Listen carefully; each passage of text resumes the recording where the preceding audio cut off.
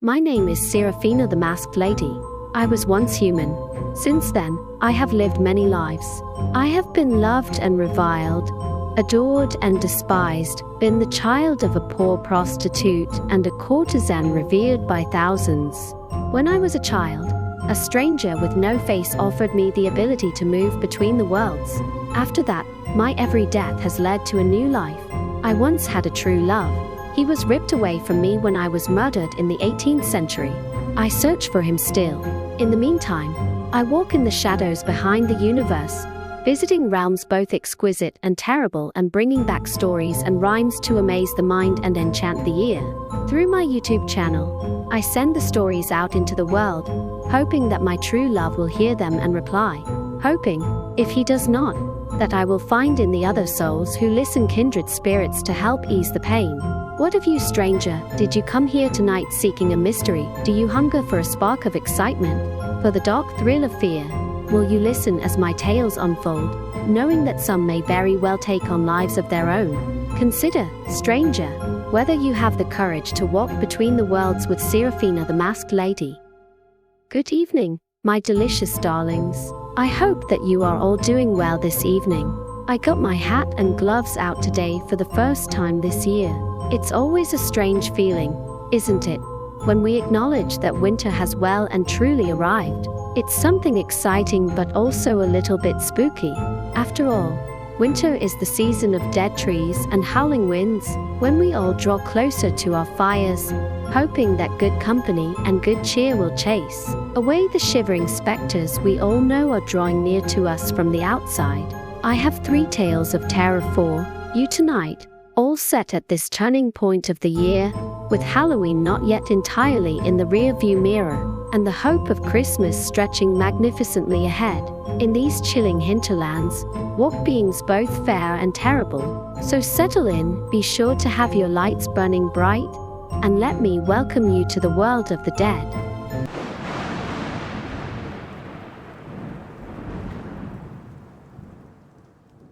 The Grin. When cold days roll around this year, I warn you, don't let in the thing that hides in a child's form, the creature called the Grin. The Grin was once a swartolvan born beneath mountain pines. It fed upon lone travelers in those dark, antique times. But one cold winter long ago, the Grin was beckoned down by the hum of humanity, the noise and lights of town.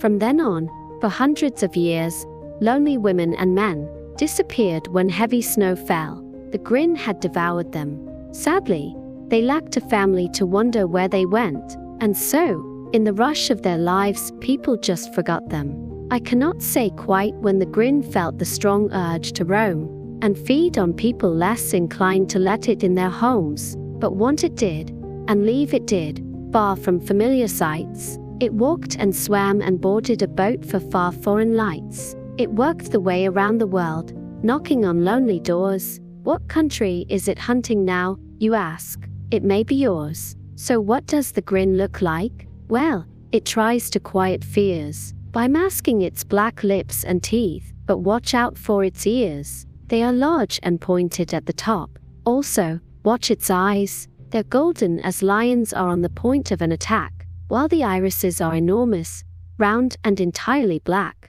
So, if a trick or treater comes with whiter than white skin, a bulbous head and glowing eyes, don't ever let him in, for the Grin is hungry again and seeks someone to eat. So slam the door and lock it tight, or you will be its meat.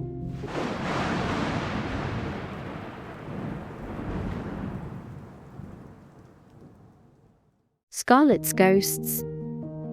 She was birthed on Halloween night. A coal was her disguise. She emerged with hair red as fire and flashing deep green eyes. They knew from her first cry that she was wondrous and fair. Even her rising natal cry sounded like a sweet prayer. All who were present smiled and laughed to see such beauty born.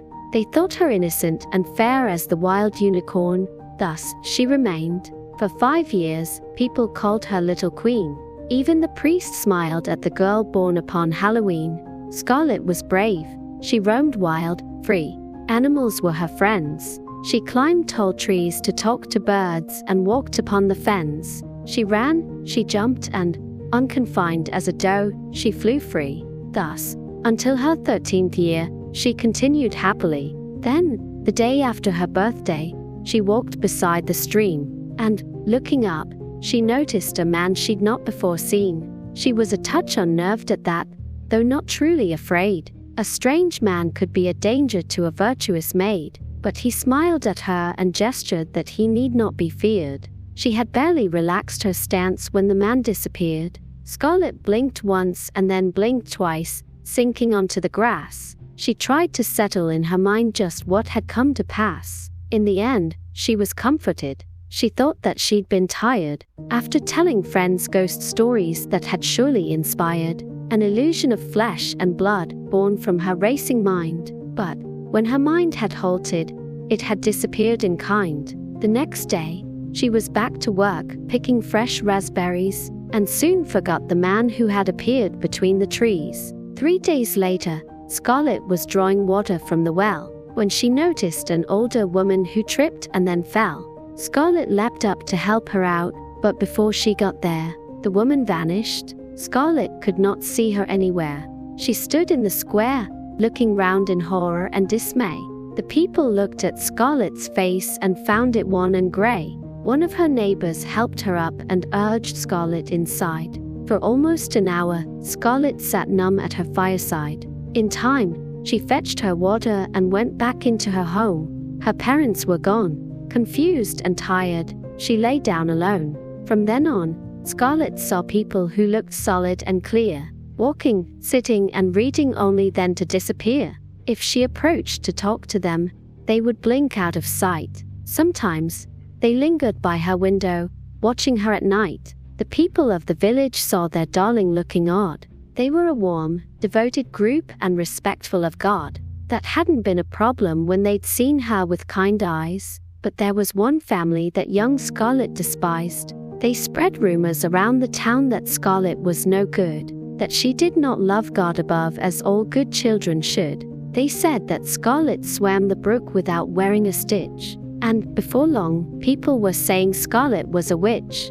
And what of Scarlet? She'd been aware of whispers and stares, but still, she was astounded when they caught her unawares, to capture her. Even her parents said she'd God forsook. The townsfolk dragged her out of town to drown her in the brook. Scarlet was heartbroken, afraid. She knew not what to do. She'd been dishonored and betrayed by everyone she knew. She could not fight against their force till they reached the brook's side. But then she broke free and darted into the woods to hide. The people gave chase. Scarlet would have instantly been found, had not a woman in white shown her where to go to ground. She disappeared just as soon as young Scarlet crouched down there. Seconds later, the village mob passed her by, unaware. Thus, it happened all throughout that long and terrible night. The figures ensured that sweet Scarlet remained out of sight. Still, it was not until Scarlet saw her grandpa appear that she understood. The people were nothing she should fear. You see, the people she saw were the spirits of the dead, there to ensure that she'd be safe and have nothing to dread. Her grandpa led her through the trees down to a larger town. The people there accepted her without a pause or frown. Still, soon enough, she moved on, and the spirits came with her, ensuring she was secure and did not need to err. In time, she loved and married, and to her fair daughter, she told the tale of how ghosts had saved her from her family.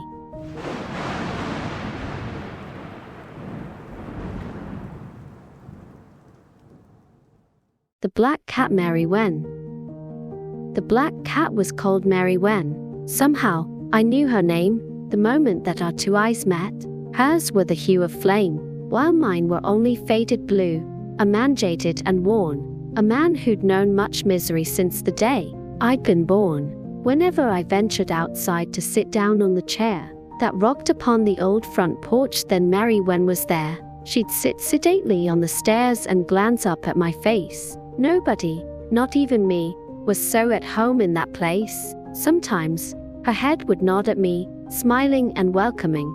She would have been at home in palaces with saints and kings, with emperors and with gods in golden temples, rare, or princesses, gentle and fair, with waves of jet black hair. At first, I thought she was a stray because I did not meet anyone who recognized her down the length of the street. In time, I saw her form was sleek, her body large and fine, nor did I see her hunting mice or insects over time. She seemed too calm and self-possessed to want for company. I racked my brain but could not think what she might want from me. And yet there was no danger, no threat in her feline wiles. Sometimes, her looks were tender enough, I'd have called them smiles. So, evening after evening, Meriwen sat next to me, not giving nor seeking acclaim but waiting silently. Truth be told, it pleased me to have someone there by my side. Just months before, the house had held both myself and my bride.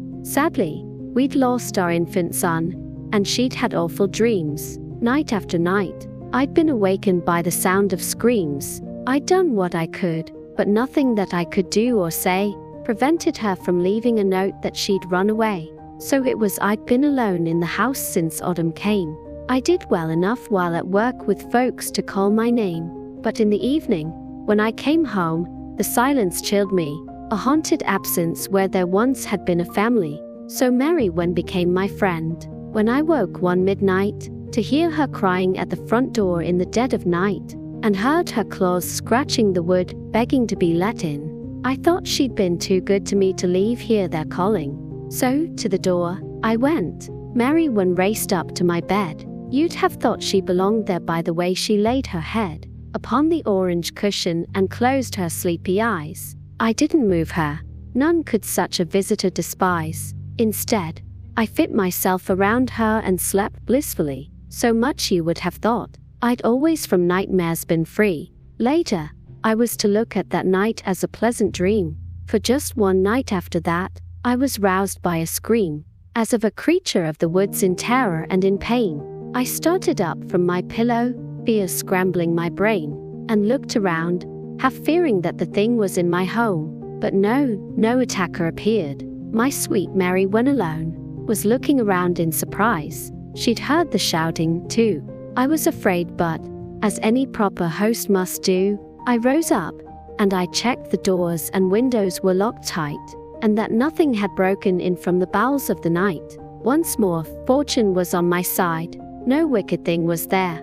I risked a glance through the glass. Nothing waited on the stair, upon the back porch or in the grass of my small garden. I dismissed the creep of goose flesh as a lot of fool men, and hurried back to bed. Meriwen joined me there quickly, and we sat vigil together, her warm form next to me. She was watching the window still when I slipped into sleep. The next day dawned bright, crisp and clear, ending that long, hard week. The next night, I treated myself to dinner in the town. I brought my Meriwen a fish and a teddy bear brown. I dozed over a glass of wine on my soft couch that night, and was still there when, again, came a sound that thrilled with fright, everyone that its horror touched. I bolted to my feet, and thought I saw a shadow dart from the porch to the street. By the time I reached the front door, no figure remained there, only night winds and shifting leaves upon the low porch stair. Only one thing, this time, was strange. I looked for Meriwen, but she was nowhere to be found, as if she'd forgotten how, at night, she'd keep company with me on my soft bed. I looked for her. I shouted loud, but did not see her head, nor hear a sound or twitch of tail. I called a few times more, then shrugged, deciding she sought more fun than hearing me snore.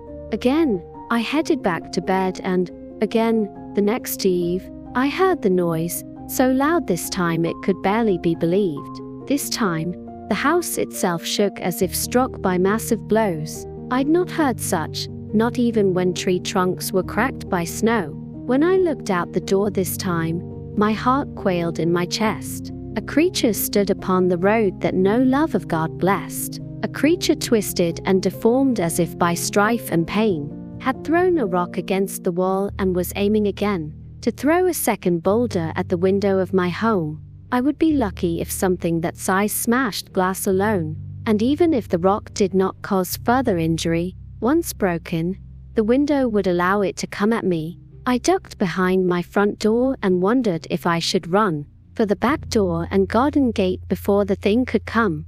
Instead, I paused, not knowing why, and heard the creature yell, a sound of pain and anger.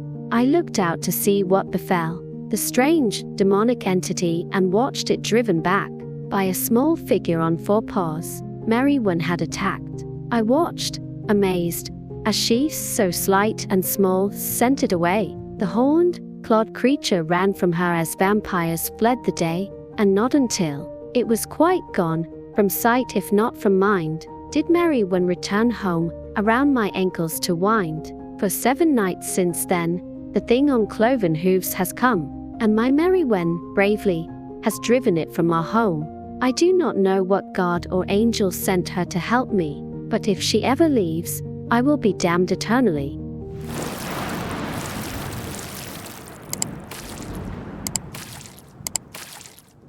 So, what do you think? How would you react if the Grin came knocking on your door? Has an accused witch ever been saved by the ghosts of her forebears? What about the cat Meriwen? Have you ever had an inkling that your furry friends are protecting you from more than just the specter of loneliness? Certainly, at this time of year, we all need a little extra care. I know how difficult life is in the world, but every small thing we can do to improve it counts. So, if you can help a cat, dog, or another person, please do. Believe me, it matters more than you know. Bless you all, and keep yourselves warm and safe. Thank you for joining me in this shivering tale of scares and shadows. The darkness is always more bearable when it is shared, isn't it? Please consider returning for my next video. I will keep a blanket and candle ready for you and the hot chocolate on the hob. Until we meet again, my delicious darlings, keep yourselves safe, lock your doors and windows at night, and only take gifts from people you know. Oh, and one last word, if you get the urge to go walking after dark, remember to be careful because only some of the shadows are friendly.